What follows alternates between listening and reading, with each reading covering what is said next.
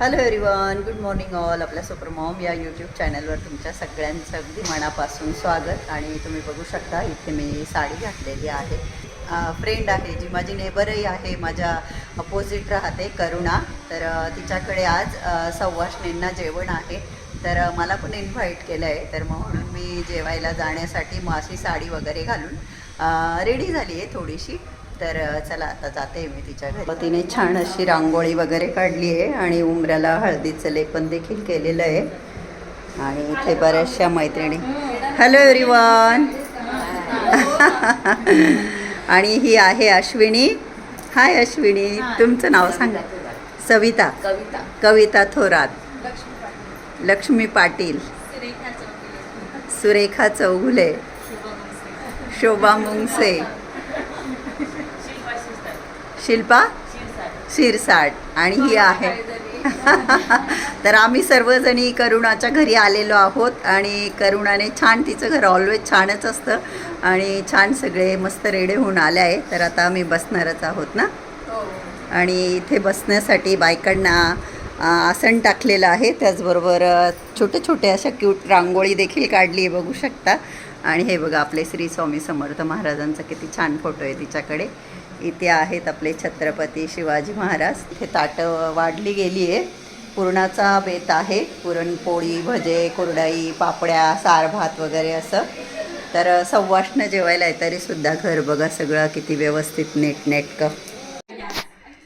आणि करुणा आता सवाष्ण्यांचे पाय धुते. आपण आपली संस्कृती, आपली याचं पालन केलंच पाहिजे नाही का. आणि करतात जे ते आपल्या आपल्या परीने. आषाढमध्ये ज्या अशा वासनं घालतात त्या ना, माझ्या बहिणींकडे पण असतं सगळ्या. मी कधीच नाही केलं. मला आता इथं आल्यावर जाणीव होते की आपण कधीच नाही केलं, नाही तर माझ्या बहिणी पण करतात. बघू आता पुढच्या वर्षीपासून मी पण करेल सुरुवात. अखंड सौभाग्यवती भव.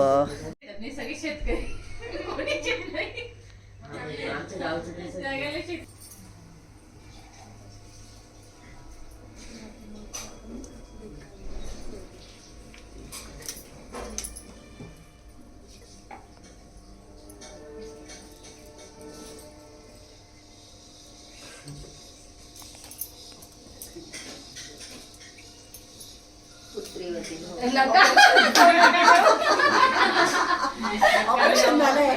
ऑपरेशन नको.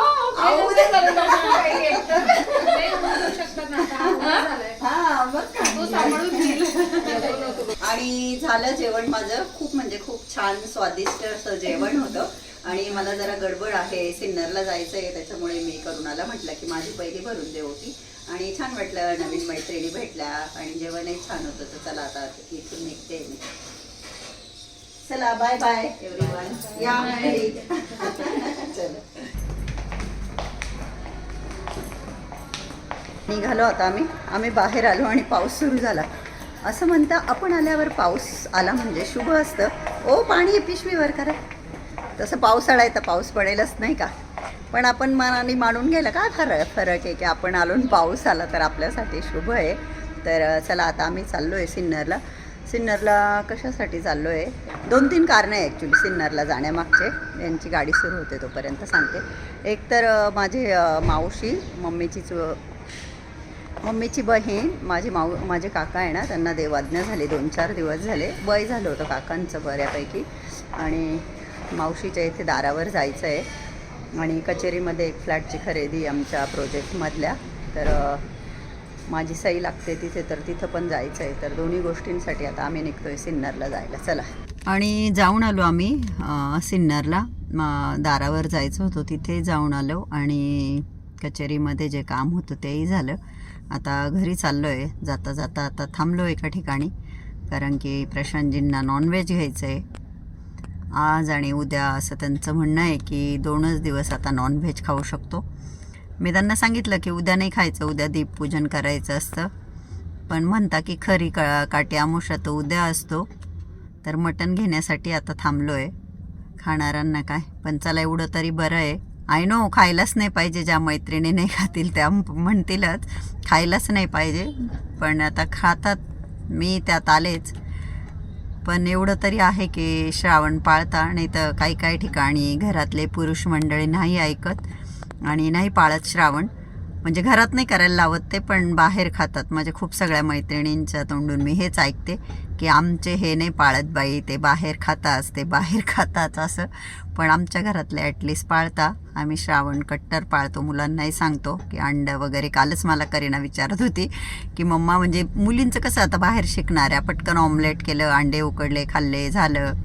तर ती बोलली मी पण कडक पाळायचं आहे का, अंडे वगैरे खाल्ले तर चालतील का. म्हटलं नाही नाही नाही चालणार. म्हटलं हो, म्हटलं तू पण कडक पाळायचं आहे, कारण की आपण पाळलंच पाहिजे नाही का. आणि पोरांना आपण नाही सांगणार तर कोण सांगणार. मी सोडलेलं होतं, ऑपरेशन झाल्यापासून खायला लागले, ते निमित्त होऊन गेलं ऑपरेशनचं. अजून नाशिक रोड आलेलं नाही आहे, त्याच्या अलीकडेच हे कोणतं तरी गाव आहे, आय थिंक शिंदे पळशी की काय. आम्ही राईटला वळालो आणि इकडे माझ्या लेफ्टला मटन शॉप आहे, त्यांनी दाखवत मी तुम्हाला. त्या मटणाच्या शॉपमध्ये एक पर्सन उभे आहे. मला त्यांच्याकडे बघून वाटलं बरं का की हा चेहरा ओळखीचा वाटतोय, कुठेतरी आपण या व्यक्तीला पाहिलं आहे म्हटलं. आणि मग आत्ता प्रशांतजी गाडीत येऊन त्यांनी मला सांगितलं की ते म्हणता की चेहरा ओळखीचा आहे, मालूशेठची मुलगी आहे का असं. माझ्या वडिलांचं पेट नेम मालूशेठ, म्हणजे गावाने त्यांना दिलेलं नाव मालूशेठ. रसवंती होती ना, मालूशेठ मालूशेठ म्हणायचे. मग मी त्यांना म्हटलं हो, मला पण त्यांच्याकडे बघून असं वाटलं की मी ह्या व्यक्तीला ओळखते. नाव वगैरे एवढं काय लक्षात नाही, पण ते असेल सिन्नरचेच असं. तर आपण माहेरचे लोक बघा, कुठेही कधी कोणी दिसलं ना आपल्याला नाव वगैरे नाही लक्षात येत, पण हां लक्षात येतं ही व्यक्ती सिन्नरची. आणि आता मटण बनवण्यासाठी कोथिंबीर घ्यायला म्हणून आपले पवारसाहेब चालले. हे शिंदे पळशे इथे खूप छान फ्रेश भाजीपाला भेटतो. मागे पण आम्ही एका ताईंकडून 2 छान मेथीच्या भाजीच्या जुड्या पण घेतल्या.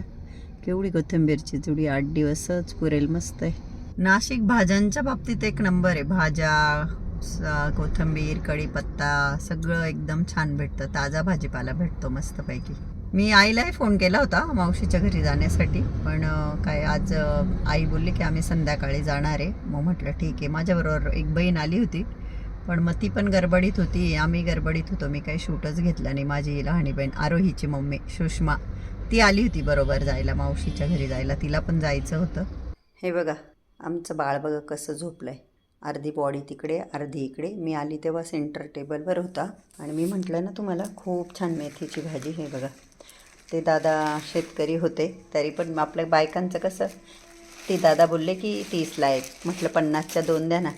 ताई बोणी तुमच्याच हातची म्हणे. बरं म्हटलं ठीक आहे. तर मग 60 रुपयाच्या ह्या 2 मेथीच्या जुड्या घेतल्या.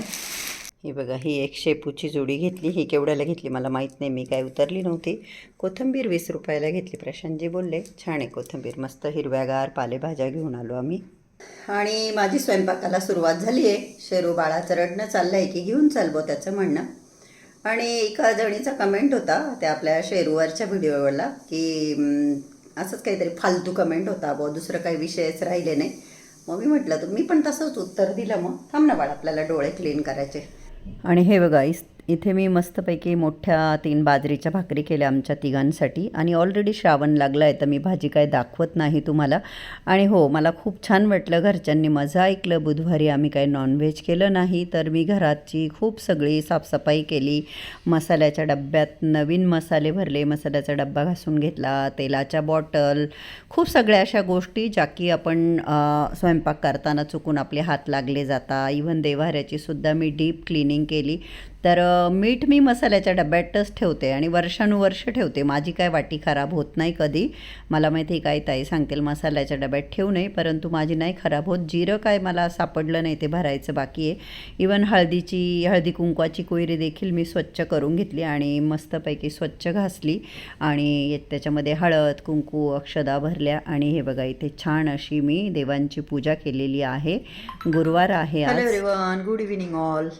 आजचा दिवस खास असा की श्रावण महिन्याचा पहिला दिवस आहे आणि त्यातली त्यात गुरुवार आहे.